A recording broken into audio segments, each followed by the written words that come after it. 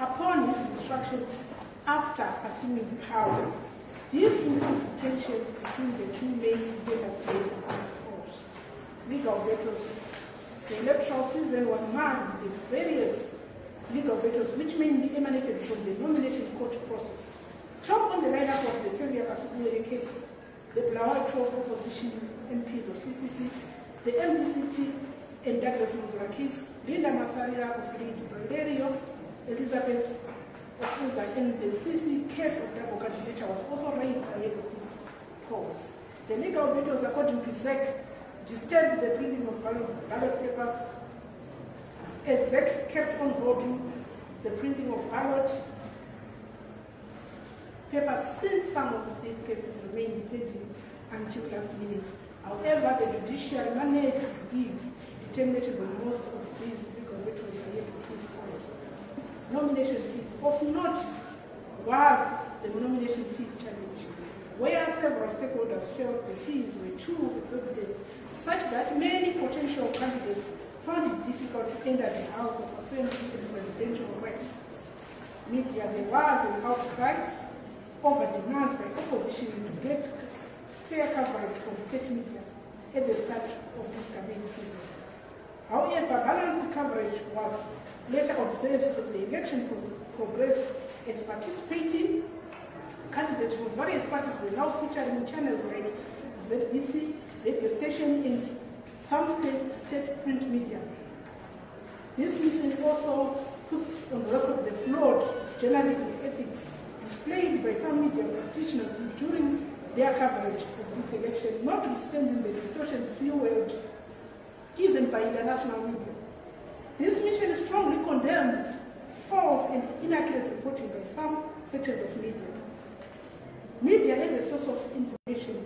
Media is encouraged to deliver only the truth to the people in a neutral and balanced manner. During elections, polls stayed. The polls started at 7 a.m. in most parts of the country, except for some polling stations in Bulawayo, Manicaland, Harare, Mashonaland East, as reported by our observers. By early as 6 a.m., observers noted some growing queues in most parts of the country as people flocked into their respective polling stations to cast their votes. Election officials were reportedly found on the ground in all polling stations by 7 a.m. in spite of there being no adequate ballot in some of these polling stations. Proceedings. In polling stations where voting started by 7 a.m., observers reported prompt service and peaceful voting in all the 10 provinces. As the day progressed, the long queues that had formed early were starting to reduce, with voters continuing to trickle in fewer and fewer numbers. This status prevailed for the rest of the day. There was also reports of complaints from voters in polling stations where ballot material was not present as of 7 a.m. on August 23, 2023, for the voting to begin. Such cases were noted, as I highlighted before, in Harare, Matabeleland, South and North, as well as in Bulawayo. The voting process followed the standard approved by ZEC, and those who were able to vote were in and out of the polling stations promptly. CSCDF Observer Mission noted an increased number of polling stations across the country, which helped to decongest the polling stations. However, longer queues were noted mostly in parts of Harare, owing mainly to late start of voting and high voter turnout. The fires factor in the polls. There was an observation of some fires just some meters away from polling stations. This was observed in the Midlands, Mashingo, Mashonaland West Province, among others. This mission noted that while the Constitution doesn't give clear clarity much on such surveys by institutions, the marking of such desks with ZANU-PF logos, this could have caused possible intimidation to voters. The mission will further interrogate the first element to establish in its final report the real impact these fuzz element heads on the head actually on the post there. Key highlights. CSCDF, Leon noted that in part of Harare there was no local authority ballot papers at the scheduled beginning of voting time, 7 a.m. at some polling station. This was noted in Tafara, Kuwazana, Runyani, Fakos, and Highfields. In Kuwazana 2, advocates in terms of CCC addressed the masses within the 300-meter radius of the polling stations and on camera that very morning of August 23rd, 2023. The incident sparked a lot of controversy since that is against the code of conduct for political parties. Taurai Mauka, a ZANU MP candidate in Kuwazana, reacted to the incident, accusing ZEC officials of failing to stop Chamisa, who was compromising the election process. Nelson Chamisa, on his address, declared himself a winner of the polls, which was still underway. In Tafara, the ZANU National Assembly candidate Scott Sakupanya was seen moving around the polling station saying he wants to see if voting was going on well. The CCC candidate Nyarazi in fact, Chini's week was also observing moving around the station in Tafara and talking to his presiding officers. In Goromonzi South, presidential ballot papers finished by 13:45 hours at the Quality C polling station. This prompted the stopping of voting until later, when more ballot papers was brought in from the provincial command center. However, the time of stoppage was later compensated to allow the polling station to actively open for 12 hours as required by the law.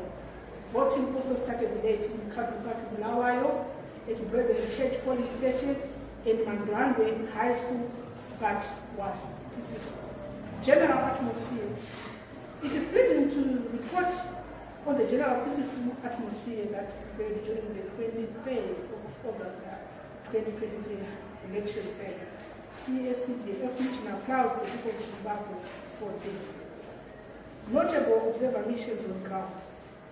The election had no shortage of observer missions. VEC is commended for stakeholder inclusivity. Observers were seen going around all over the country.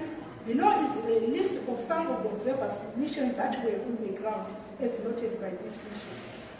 ZESMI, ZIMSET, ERC, ZLHR, EU, SADC, the Commonwealth, American Embassy, Botswana Embassy, South African Embassy, Mozambican Embassy, FARS, African Union, Pan-African Parliament,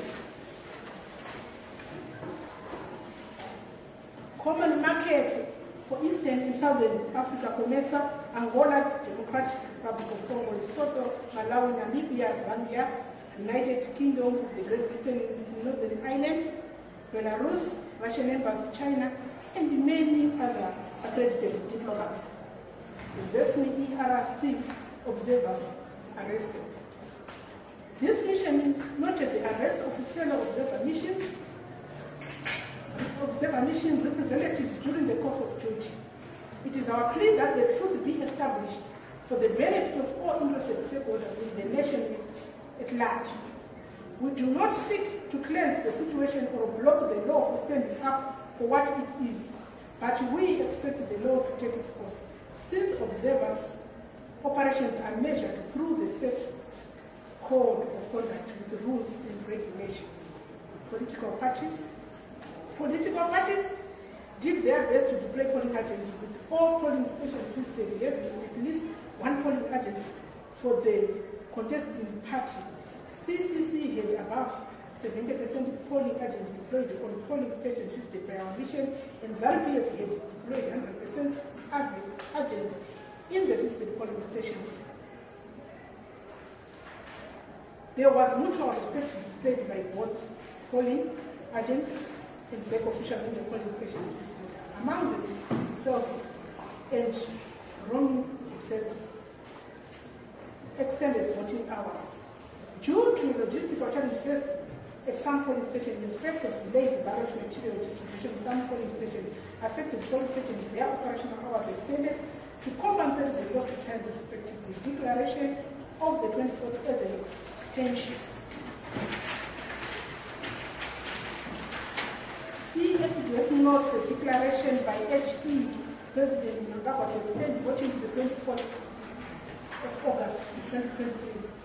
And this is commendable, as it awards everyone an opportunity to cast their vote, since their vote is their right and it was their right. Results on polling stations. The CSDF acknowledged that on polling stations where observers were deployed, we noted that soon after vote counting and signing of 11 forms, the results were accordingly attached outside the polling stations, a move that is commendable.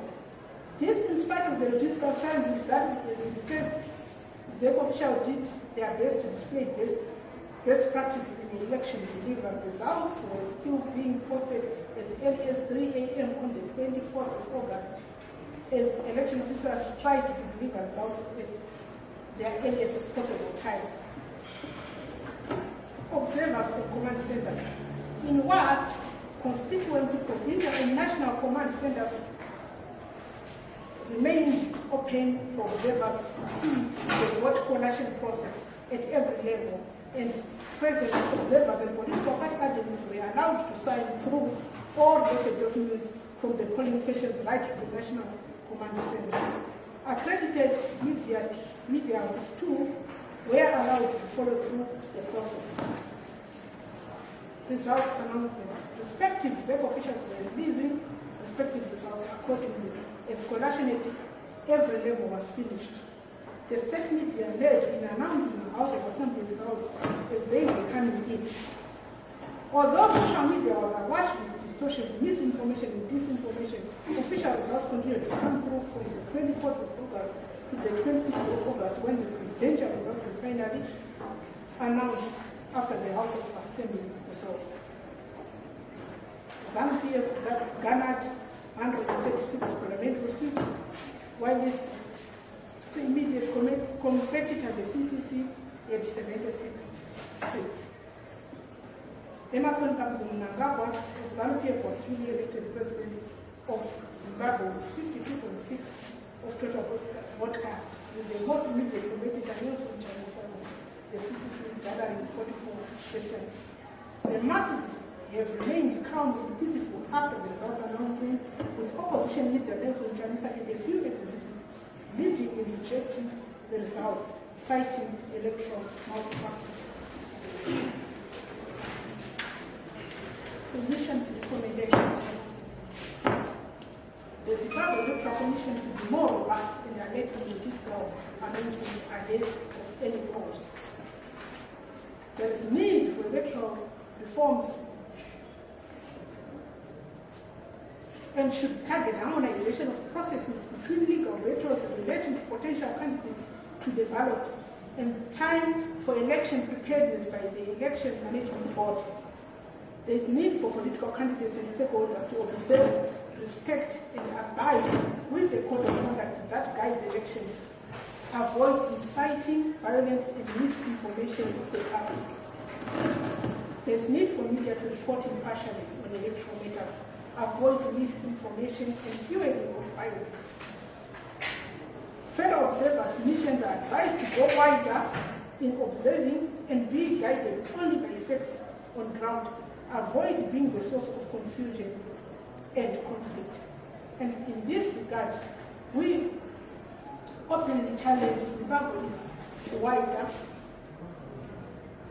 We openly challenge fellow observer missions to, of course, display their fingerprints and footprints where they were, particularly on the days in question, to allow the space of us as observation to harmonize the processes.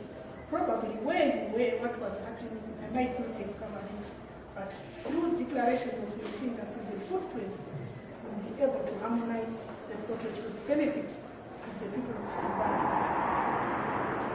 conclusion, in summation, the 23rd to 24th of August, the harmonized election had some setbacks, mainly on logistical challenges, leading to an anticipated delay and an extension of voting to the next day.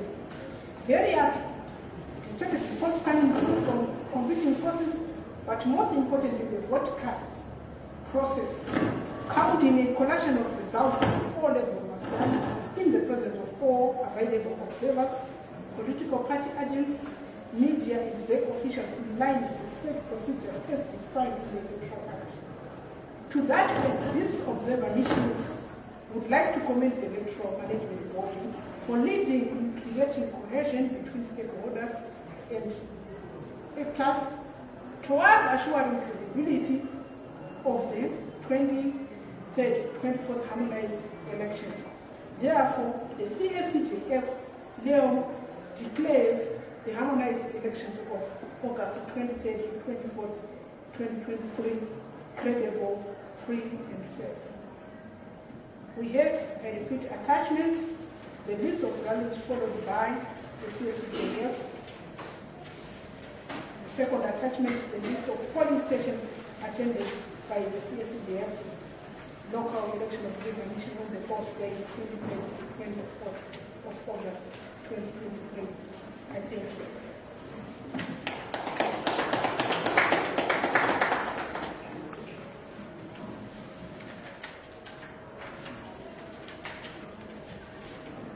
Thank you very much, media family. Any questions from the media?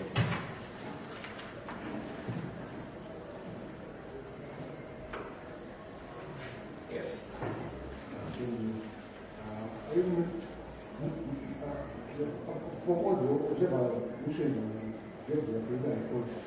So far, everyone really super I don't know what the other mission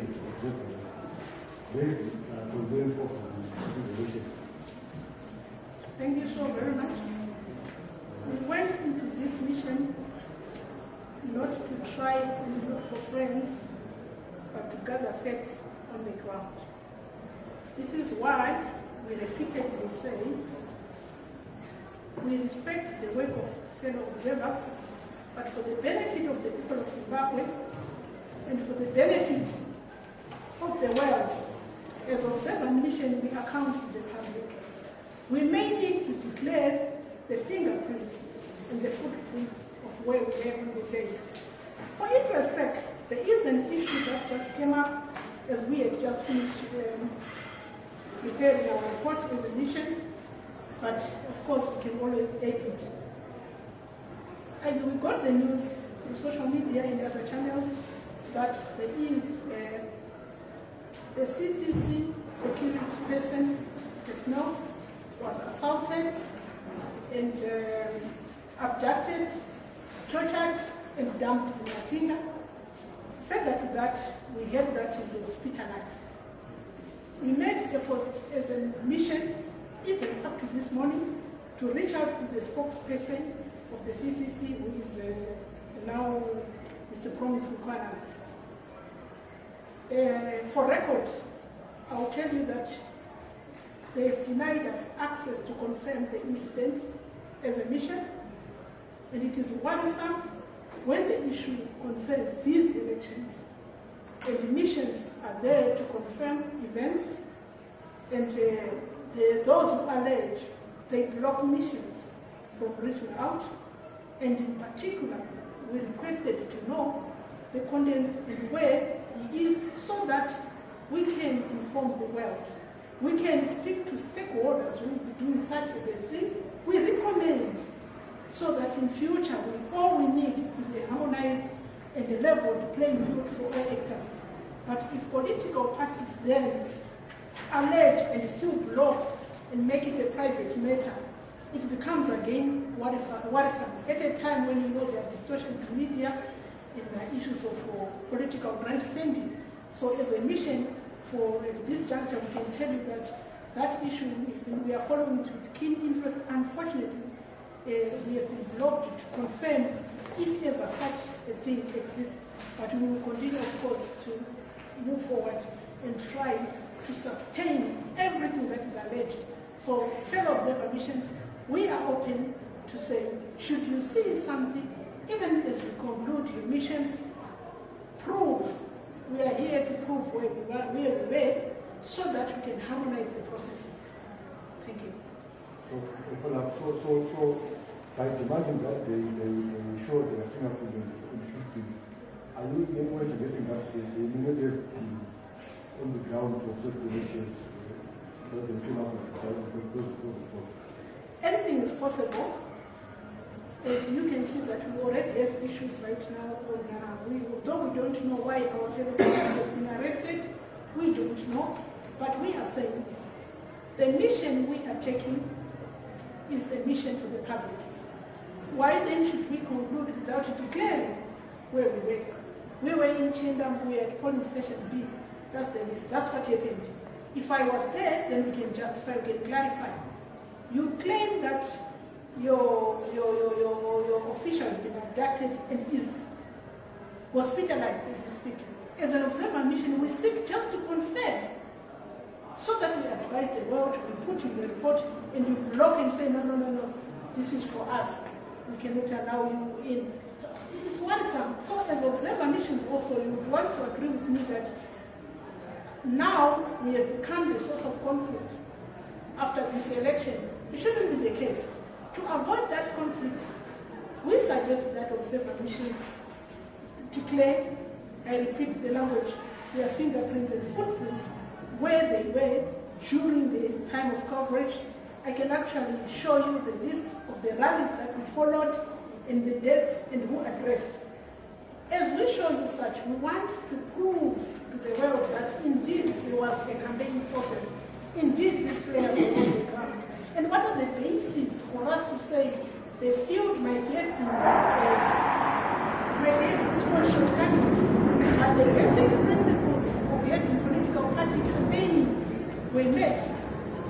The basic principles of having individuals casting their vote. So far we have no report of an individual who said because of the extension I failed to cast my vote. There is no such complaint. So basically, drawing from such conclusions, the credibility line would have been crossed, because at the end of the day, we achieved. But of course, we need to draw recommendations and lessons for future arrangement of elections. Thank you very much. Yes. Thank you very much.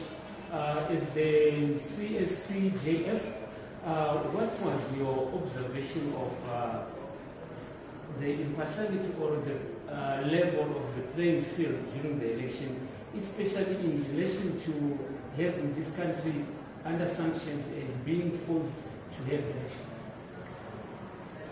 Okay, I think we touched the issue of sanctions.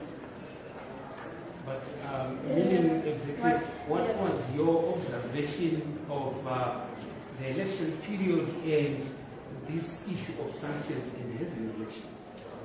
Despite the issue of sanctions being a player, we accept that it is a player. Based on the findings of the report of the Special Rapporteur, it is a player, and it is confirmed even by the Assembly that it is a player. But all the same, outside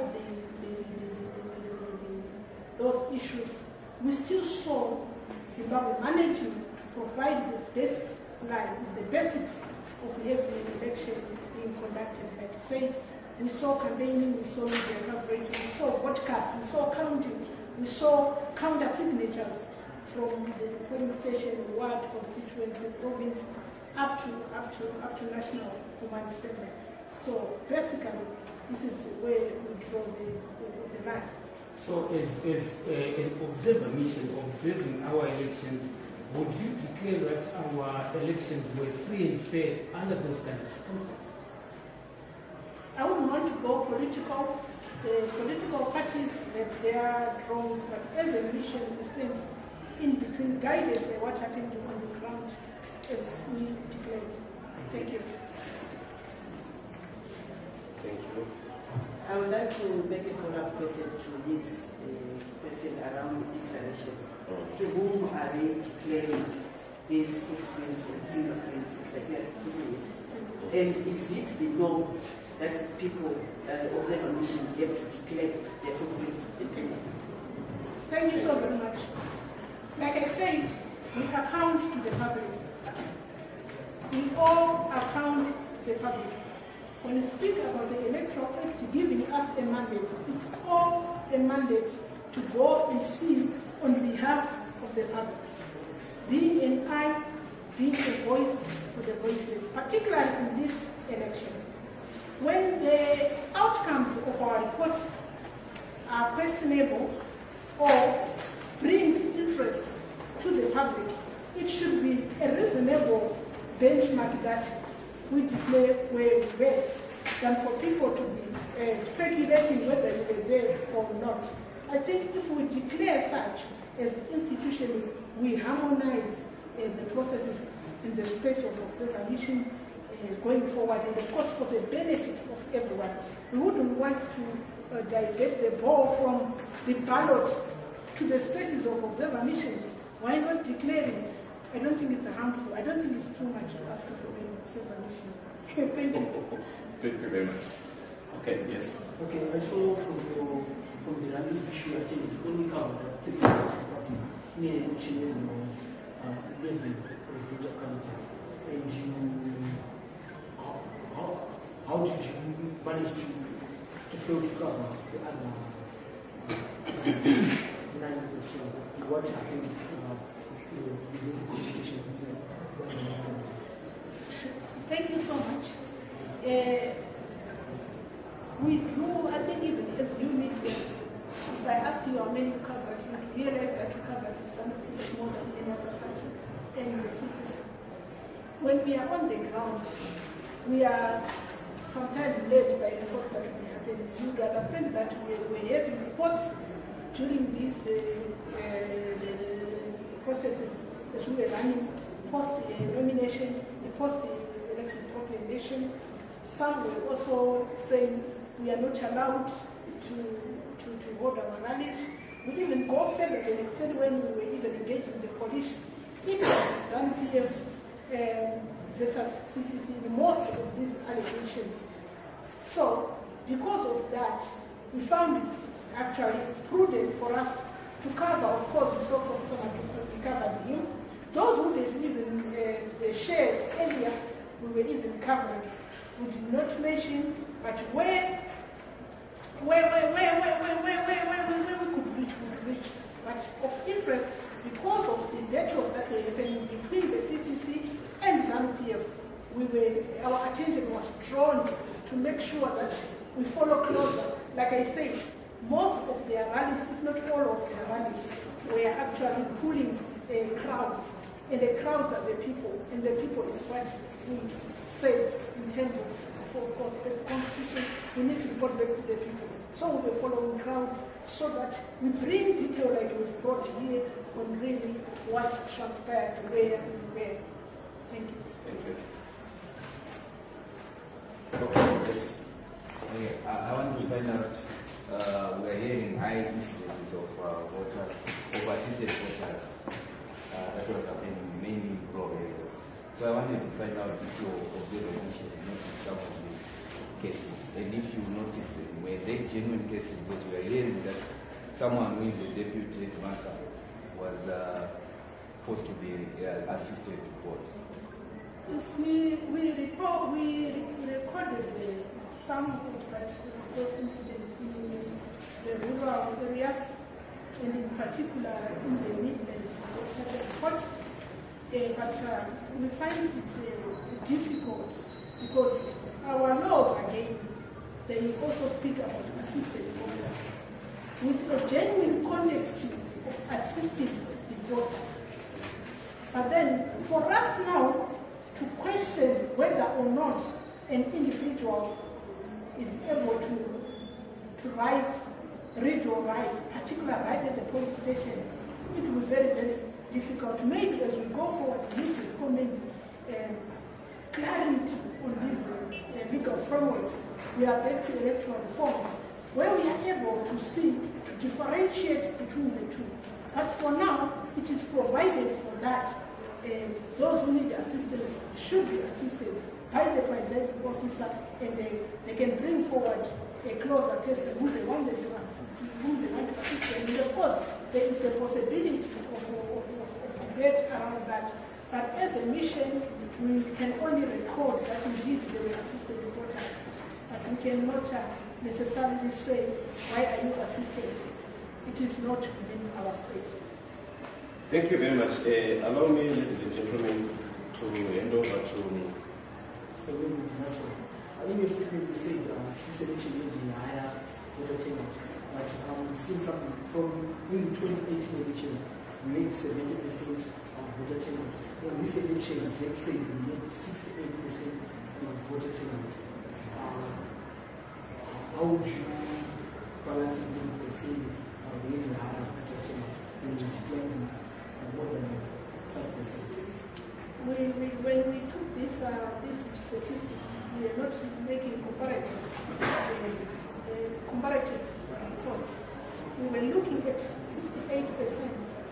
as a fair and higher turnout. Looking at the demographics that we have, 68% running to 100%, we will consider it that way. We will not necessarily, maybe as we go into our final report, when we now do demographics comparisons, maybe we can zero into that. But looking at 68% as it stands, it represents a fair, higher voter turnout. Thank you very much. Allow me to hand over to our national coordinator, Evan Stander, give us the closing remarks and close the prayer. Over to you. National Chairman, sorry. Thank you so much, Reverend Kun. And thank you, colleagues. I was on the way from Bulawayo, and I want to give a wonderful sensation, and I want to say there was heavy police presence in the road. I'm joking, eh? Thank you for coming, and thank you, ABN team, for the presentation of our findings. And I think this is a preliminary statement, right? The findings and some of the nitty-gritties that I find colleagues asking, we'll probably get into those details later on when we do our final report. Remember, the process is still ongoing. There is still possibilities of court cases and so on. But what's important is that moving forward, we need to depolarize Zimbabwe. We need to remember that we have one Zimbabwe that we all must work towards building. Elections will come and elections will go, but after elections we have one country that we need to build together. Whether you are in the media space or whether you are in the civic space, whether you are in the private space or just an ordinary citizen, we need to work together. Yes, we all don't win, and if I were to say my personal opinion now, I would have suggested that we sit down as a country and begin to find each other. There is a concept that I was thinking about along the way, which is called co-governance. We have seen that in Germany, and we hope that those that have won will consider that 1.5 million people that voted for the losing candidate is not a joke, it's a big number. It's actually, if we are to do nation building, it will be prudent, just a piece of advice to those that have won, to throw an olive branch to those that have presumably lost, to say, let's come together and govern together, build Zimbabwe together, appoint some of the members of the CCC into cabinet so that they also contribute towards nation building. And then by so doing, you harness the energies that they have. Remember, CCC has got majority of these young people. They've got so much energy and new ideas. This could probably take Zimbabwe forward. This is my personal opinion, nothing to do with the statement that has been presented. I just wanted to say thank you.